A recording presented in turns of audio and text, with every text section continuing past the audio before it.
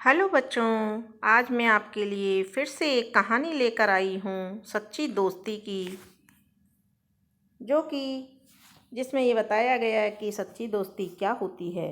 तो शुरू करते हैं हम कहानी।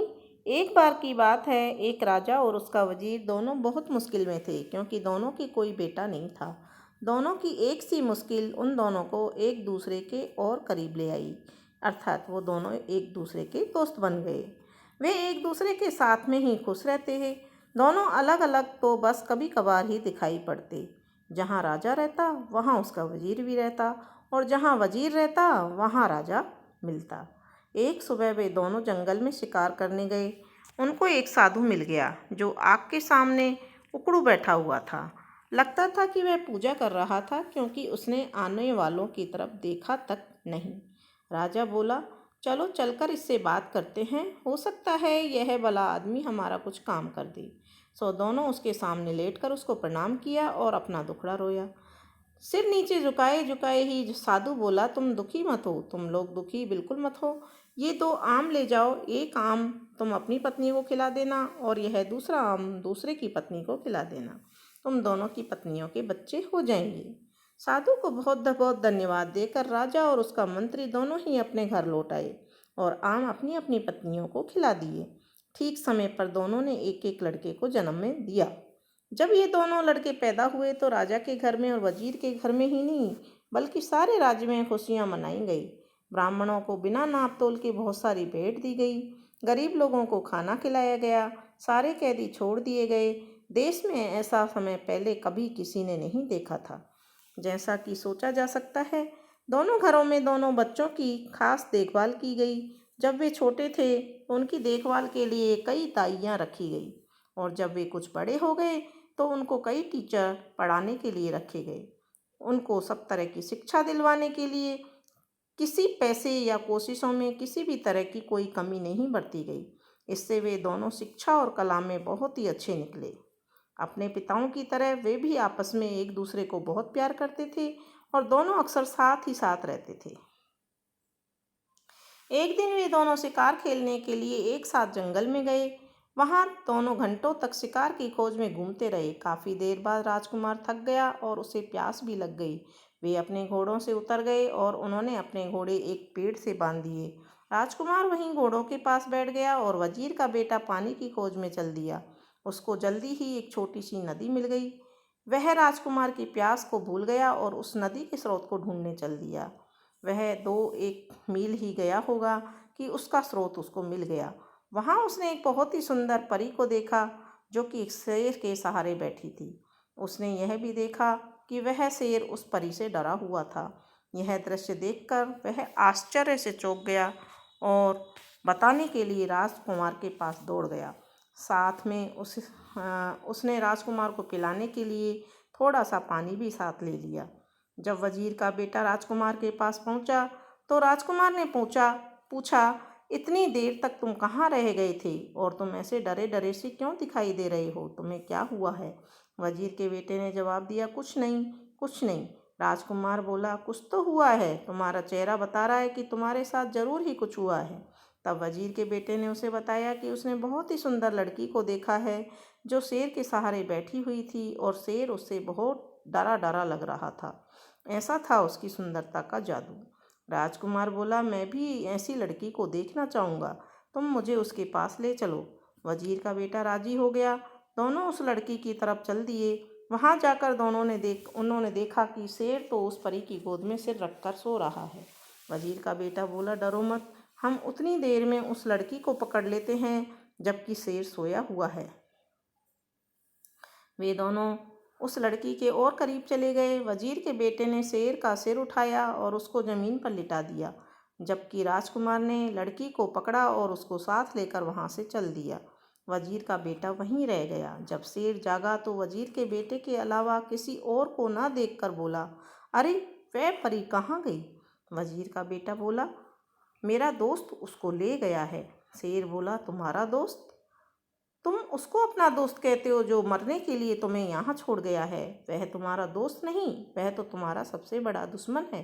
कोई सच्चा दोस्त इस तरीके से अपने दोस्त के साथ नहीं करेगा जैसा उसने तुम्हारे साथ किया है। अब मैं तुम्हें सच्चे दोस्तों की एक कहानी सुनाता हूँ। एक बार की बात है कि 3 दोस्त थे। एक राजकुमार था, एक ब्राह्मण था और एक बढ़ई था। इन तीनों के पास अपनी खास चतुराई थी। राजकुमार मुश्किल से मुश्किल और पेचीदा मामलों को बहुत ही जल्दी सुलझा देता था। ब्राह्मण मरे हुए आदमी को जिंदा कर सकता था और बढ़ई चंदन की लकड़ी का ऐसा घर बना सकता था जो उसके मालिक के कहने पर कहीं भी जा सकता था। एक दिन ब्राह्मण और उसके माता पिता में कुछ कहासुनी हो गई। उसके माता पिता ने उसे घर से निकाल दिया। इस परेशानी के समय में वह अपने दोनों दोस्तों के पास पहुंचा। जाकर उन्हें सब हाल बताया। उसने उनसे कहा कि वे उसके साथ किसी दूर देश चलें। राजकुमार और बढ़ई दोनों राजी हो गए। तीनों उस देश को छोड़कर वहां से कहीं और चल दिए। वे लोग बहुत दूर नहीं गए थे कि राजकुमार किसी वजह से रुक गया, पर बढ़ई और ब्राह्मण आगे चलते रहे। कुछ देर बाद राजकुमार जल्दी जल्दी आगे चला ताकि वह अपने दोस्तों को पकड़ सके, पर बदनसीबी से वह दूसरे रास्ते पर चला गया और उनको नहीं पा सका। वह इस आशा में चलता रहा कि वह अपने दोस्तों को ढूंढ लेगा। जब काफ़ी दूर जाने पर भी वे उसको नहीं मिले तो उसको लगा वह इतनी तेज जा रहे थे कि वह उनको पकड़ भी नहीं पा रहा था। इस बीच ब्राह्मण और बढ़ई दोनों ही बहुत धीरे चल रहे थे और वे सोच रहे थे कि राजकुमार अब तो उनको पकड़ क्यों नहीं पाया। वे लोग बहुत धीरे धीरे जा रहे थे। आखिर यह सोचकर उन्होंने उसके आने की आशा छोड़ दी कि शायद उसको घर की याद आ रही होगी और वह घर वापस चला गया होगा। चलते चलते राजकुमार एक बहुत बड़े मैदान में आ निकला, जिसके बीच एक बहुत बड़ी और शानदार बिल्डिंग खड़ी थी। उसने सोचा, यहाँ कौन रहता है? यकीनन कोई ताकतवर आदमी तो रहता ही होगा। मैं जाकर मालूम करता हूँ। सोचते हुए वह बिल्डिंग के दरवाजे तक गया और दरवाज़ा खटखटाया तो एक बहुत ही सुंदर लड़की ने दरवाज़ा खोला और बड़ी मीठी आवाज़ में उसको अंदर आने के लिए कहा। जब वह अंदर आ गया तो वह रो पड़ी। राजकुमार ने उसके रोने की वजह पूछी तो वह बोली, तुम्हारी सुंदरता और तुम्हारी जवानी देखकर मुझे तुम पर दया आती है। अनजाने में ही तुम अपनी मौत के मुंह में आ फंसे हो। तुमने यहाँ आने के पहले यहाँ के बारे में जानने की कोशिश क्यों नहीं की? क्या तुमको पता नहीं यहाँ एक राक्षस रहता है जिसने कई मीलों तक दूर तक के सारे आदमियों को खा लिया है? अफसोस, अब तुम्हें क्या बताऊं, मुझे डर है कि वह तुम्हें भी खा जाएगा। राजकुमार बोला, नहीं नहीं, तुम इतनी नाउम्मीद ना हो। धीरज रखो, मुझे उसके बारे में कुछ बताओ तो शायद मेरी जान बच जाए।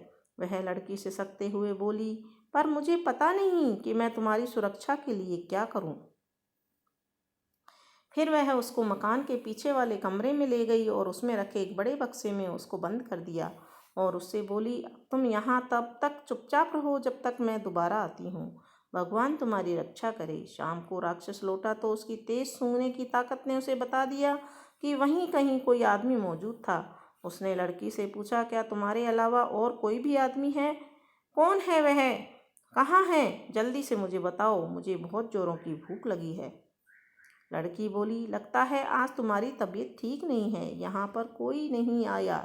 तुम समझते हो कि यहाँ आने की कोई हिम्मत करेगा जो सारी दुनिया के लिए भयानक है? यह सुनकर राक्षस चुप हो गया। स्त्री ने देखा उसके शब्दों का असर उस पर हो गया है तो उसकी हिम्मत और भी बढ़ गई। उसको उससे मजाक सूझा तो उससे उसकी ज़िंदगी के बारे में कुछ और जानना चाहा। वह बोली, तुम मुझे रोज़ इस घर में अकेला छोड़ जाते हो और जब तुम चले जाते हो तो मुझे यह पता नहीं होता कि तुम कब वापस लौटोगे। कभी कभी मुझे लगता है शायद तुम कभी वापस नहीं लौटोगे और मैं सोचती हूँ कि किधर जाऊँगी, क्या करूँगी। तुम्हारी वजह से लोग मुझसे नफरत करते रहें। मुझे लगता है कि किसी दिन वे मुझे मार देंगे। तुम ही मुझे बताओ कि मुझे डरने की कोई ज़रूरत नहीं है। राक्षस बोला, प्रिय रो मत, तुम्हें डरने की कोई ज़रूरत नहीं है क्योंकि मैं कभी भी नहीं मरूंगा।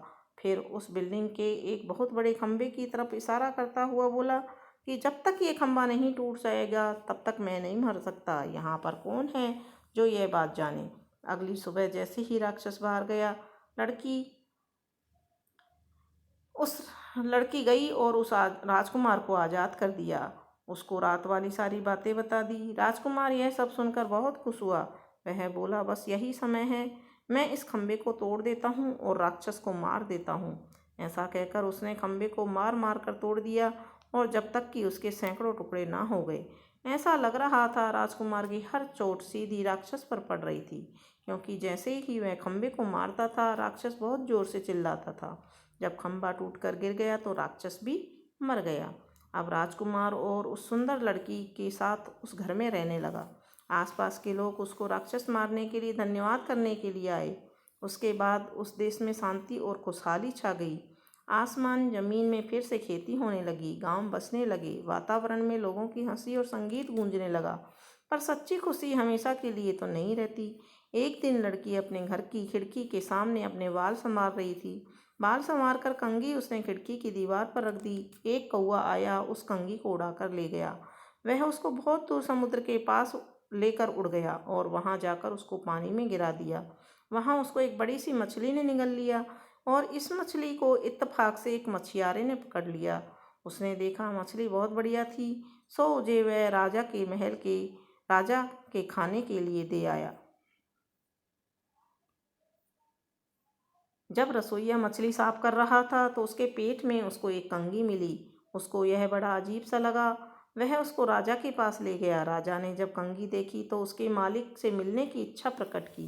उसने चारों तरफ अपने आदमी भेजे और कि वह उस कंघी वाली का पता लगाए, और वह बहुत बड़ा इनाम देने का वायदा भी किया उसे, जो उसके उसके उस लड़की को उसके पास लाएगा।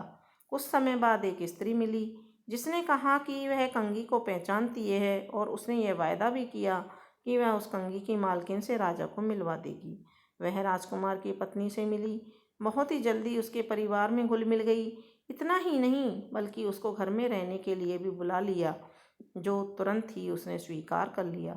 उसने देखा कि जब तक राजकुमार जिंदा है तब तक वह अपने उद्देश्य में सफल नहीं हो सकती, तो उसने राजकुमार को जहर दे दिया और हकीम को रिश्वत देकर उसकी पत्नी से कहलवा दिया कि वह अपनी मौत ही मरा है। उधर राजकुमार की पत्नी राजकुमार की मौत से बहुत दुखी हुई, बहुत रोई। उसके इतना दुखी होने पर तो लोगों को लगा कि वह तो मर ही जाएगी, पर उसकी लाश को नहीं छोड़ा। उसने उसको एक मजबूत बक्से में बंद करके अपने प्राइवेट कमरे में रख दिया। उसने अपने पति से उसके दो दोस्तों के बारे में अक्सर सुन रखा था कि वे क्या कर सकते थे। उसको यह आशा थी कि एक दिन वह जरूर मिलेगी और अपने पति को जिंदा करवा लेगी। जैसे ही उस स्त्री को मौका लगा, वह उस लड़की को उस घर छोड़ने के लिए और अपने साथ रहने के लिए कहा, और कहा कि वहाँ तो वह काफ़ी परेशान थी। कुछ दिन वह वहाँ कहीं से कहीं दूर रह लेगी तो उसको थोड़ी शांति मिल जाएगी। लड़की राजी हो गई और उसके साथ चली गई। अपने घर जाते ही स्त्री ने राजा को खबर ली कि वह अपने उद्देश्य में सफल हो गई है। राजा वहां आया और उस लड़की को जबरदस्ती अपने महल में ले गया। उससे प्रार्थना की कि वह उसके साथ रानी बनकर रहे। लड़की बोली कि वह उससे शादी तो कर लेगी, लेकिन उसको 6 महीने का समय दिया जाए, क्योंकि उसके पंडित ने ऐसा करने के लिए उससे कहा था। राजा यह सुनकर बहुत खुश हुआ और उस दिन का इंतजार करने लगा जब वह दिन आएगा और उस लड़की से शादी करेगा। उसके लिए एक छोटा सा महल सड़क के किनारे बनवा दिया गया था। वह उसी में अकेली रहती थी। इस बीच लड़की भगवान से मनाती रही कि पति के दोनों दोस्त कहीं से उसे मिल जाए तो वह इस राजा से शादी करने से बच जाएगी। वह हर जगह पूछताछ करती रही, हमेशा अपनी खिड़की पर ही बैठी रहती और इस आशा में बाहर देखती रहती कि शायद वे दोनों कभी वहां से गुजरें। एक दिन उसने दो आदमियों को अपने घर की तरफ आते देखा तो उसने पूछा, आप लोग कौन हैं और कहाँ से आए हैं? वे बोले, हम यात्री हैं और काफ़ी यात्रा के बाद में यहाँ पहुँचे हैं। हमारे साथ हमारा एक दोस्त राजकुमार भी था, पर वह खो गया है और हम उसी को ढूंढने आए हैं। लड़की बोली, आप अंदर आइए, थोड़ा आराम कीजिए, फिर मुझे अपने खोए हुए दोस्त के बारे में कुछ बताइए। शायद मैं आपके खोए हुए दोस्त को ढूंढने में आपकी कुछ सहायता कर सकूं। सो वे दोनों महल में चले गए और लड़की के पास बैठकर उसको अपनी सारी कहानी बताई। लड़की बोली, भगवान का लाख लाख धन्यवाद है, आप लोग यहाँ पर हैं, पर मुझे अफसोस है कि राजकुमार तो मर चुका है। ब्राह्मण बोला, उसकी आप चिंता ना करें, मैं उसको जिंदा कर दूंगा। भगवान का लाख लाख धन्यवाद है कि हम ठीक जगह पर पहुंच गई। भगवान आपकी हर इच्छा पूरी करे। आप हमें राजकुमार का शरीर दिखा दीजिए। लड़की बोली, पर जरा ठहरिए, हमको सावधानी से काम लेना है। इस देश के राजा को मुझसे प्यार हो गया है, मेरी प्रार्थना पर वह शादी के लिए 6 महीने तक मेरा इंतज़ार करेगा। 6 महीने पूरे होने वाले हैं और 6 महीने पूरे होते ही ये मुझको यहाँ से ले जाएगा। हम लोगों को बहुत ही सावधानी से काम करना है, क्योंकि राजा ने मेरे चारों तरफ बहुत सारा पहरा बिठा रखा है। जो कुछ भी यहाँ होता है ये पहरेदार जाकर राजा को सब बताते रहते हैं। मुझे यकीन है कि आपका यहाँ होना भी राजा को पता चल गया होगा। अब यह देखना है कि हम यहाँ से निकलें कैसे। बढ़ई बोला, मैम आप डरिए नहीं, अगर आप मुझे जरा सा चंदन की लकड़ी का टुकड़ा ला दें तो मैं उससे एक ऐसा महल बना दूंगा जो उसके मालिक की इच्छा पर इधर से उधर जा सके, आ और जा सकेगा। लड़की बोली, ठीक है, मैं देखती हूँ। उसी समय लड़की ने एक दूत राजा के महल की तरफ एक संदेश लेकर भेजा। मैंने आपसे शादी करने का जो फैसला किया है, हमारी शादी का दिन पास आ रहा है। आप मुझसे खुश रहें। आप मुझे 300 मन चंदन की लकड़ियाँ भिजवा दें। राजा ने तुरंत ही उसकी बात मानकर उसको 300 मन चंदन की लकड़ी भिजवा दी और बढ़ई उससे मकान बनाना शुरू कर दिया। जब मकान बनकर तैयार हो गया तो लड़की ने राजा को एक और संदेश भेजा। ओ भले शानदार राजा, हमारी शादी का दिन अब पास आ रहा है, तो आप मेरी भाभी और ननद को यहाँ तुरंत आने की इजाज़त दें। मैं अपनी शादी के बारे में उनसे कुछ सलाह लेना चाहती हूँ। राजा ने उसकी यह प्रार्थना भी मान ली। जैसे ही वे दोनों स्त्रियां उस लड़की के पास चंदन के मकान में पहुंची, वैसे ही बढ़ई ने उस मकान को राक्षस के मकान के पास जाने के लिए कहा। वहां उनको राजकुमार मिल जाता और वे लोग राजा से दूर आराम से रहते।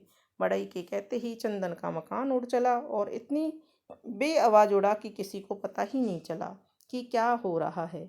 वे सब तो बस उसकी बनावट की ही तारीफ करने में लगी थी। अचानक उन्होंने अपने आप को मरे हुए राक्षस के महल के पास पाया। लड़की ब्राह्मण को राजकुमार की लाश के पास ले गई। ब्राह्मण ने बस उससे अपना हाथ छुआया कि वह जिंदा हो गया। सब लोगों में खुशी की लहर दौड़ गई। राजकुमार की शादी लड़की से करा दी गई। बाद में पता चला कि वह उस समय के एक बहुत ताकतवर राजा की बेटी थी। राजकुमार ने के दोनों दोस्त बढ़ई और ब्राह्मण की शादी राजकुमारी की ननद और भाभी से करवा दी गई। सब लोग राक्षस के मकान में बहुत दिनों तक खुशी खुशी रहे। शेर ने अपनी कहानी खत्म करते हुए कहा, अरे वजीर के बेटे, जैसे वे ब्राह्मण और बढ़ई उस राजकुमार के दोस्त थे, वैसे लोग दोस्त होते हैं। राजकुमार की तो तुम बात मत करो, जो खुद तो परी को लेकर चलता बना और तुमको यहाँ मरने के लिए छोड़ गया। उसको तुम अपना दोस्त मत कहो, वह तुम्हारा दोस्त नहीं है। खैर, तुम मरोगे नहीं, मैं तुम्हें कोई नुकसान नहीं पहुँचाऊँगा, क्योंकि तुम एक सच्चे दोस्त हो। तुम अपने घर जाओ और शांति से रहो। और वजीर का बेटा वहाँ से चला गया। तो इस तरह से ये कहानी हमारी कंप्लीट होती है और इस कहानी से हमें शिक्षा मिलती है कि हमें सच्चे दोस्तों का अच्छी तरह से साथ देना चाहिए।